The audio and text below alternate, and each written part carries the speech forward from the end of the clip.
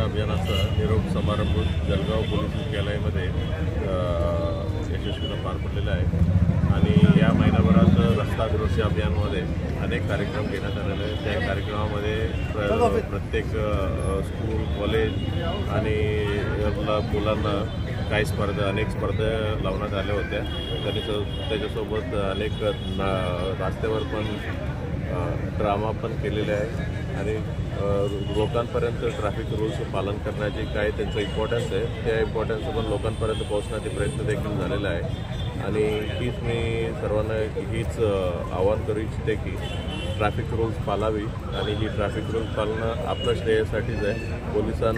पोलिसांनी जे काही एन्फोर्समेंट करायचे प्रयत्न करत आहेत पोलिसांचं ही सर्व एन्फोर्समेंट प्रयत्न आपल्या श्रेयसाठीच आहे आणि दरवर्षी देशभरात 1,70,000 लोक जवळपास हे ट्रॅफिक ॲक्सिडेंटमुळे मरण पावतात आणि जरी ट्रॅफिक रूल्स पाळलं निश्चित ट्रॅफिक ॲक्सिडेंट कमी होण्याची ट्रॅफिक ॲक्सिडेंटचं प्रमाण कमी होण्याची शक्यता आहे। निश्चित तुम्ही लोकांनी सर्व ट्रॅफिक रूल्स पाळावी, स्पीड लिमिट जे काय आहे ती फॉलो करावी, हेल्मेट प्रत्येक ठिकाणी बाईकवर जाताना हेल्मेट घालावी, सीट बेल्ट घालावी आणि आपल्या गाडीची कंडिशन काय आहे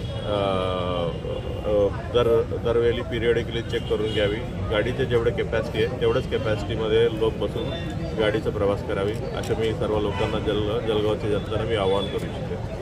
असं एकीकडे बघायला गेलं जळगाव जिल्ह्यात 3 मंत्री आहेत मात्र त्यामुळे ट्रॅफिकचा मोठा